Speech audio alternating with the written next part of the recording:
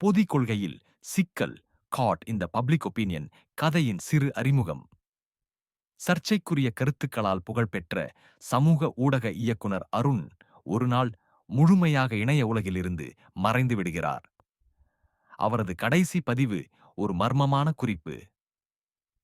உண்மையை பகிர்ந்தேன், ஆனால் அது எனக்கு எதிராக திரும்பிவிட்டது.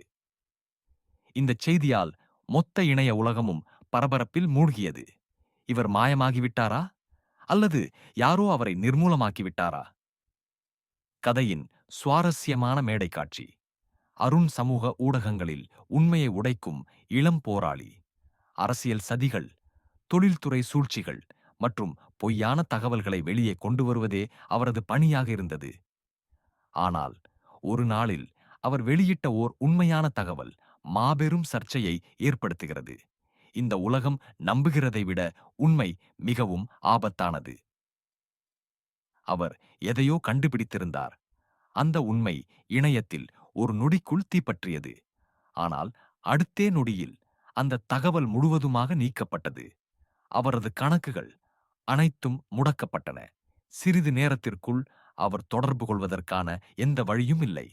கதை முன்னேறும் போது அருணின் நெருங்கிய நண்பர் மனோஜ் பாவ் மட்டுமே அவரை கண்டுபிடிக்க முடியும்.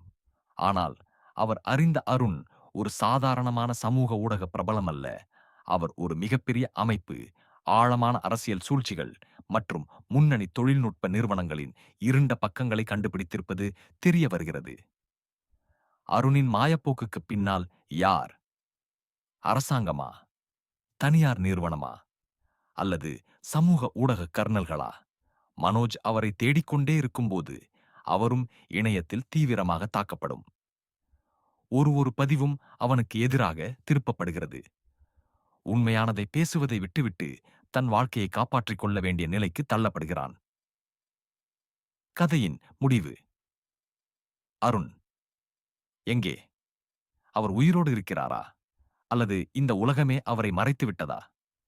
இந்த கதையில் சமகால சமூக ஊடகத்தின் இருண்ட பக்கம், பொய்யான செய்திகள் எப்படி ஒருவரின் வாழ்க்கையை மாற்றிவிடும் மற்றும் உண்மையை சொல்ல முயற்சிப்பது எந்த அளவுக்கு ஆபத்தானது என்பதையும் வெளிப்படுத்தும். இதனை ஒரு அதிரடி த்ரில்லர் கதையாக அமைத்தால் படிக்கும் அனைவரும் இணைய உலகின் அச்சுறுத்தல்களை உணர்ந்து சிந்திக்க வைக்கும். இந்த கதையை மேலும் விரிவாக எழுதலாமா, அல்லது திரைக்கதையாக மாற்றலாமா?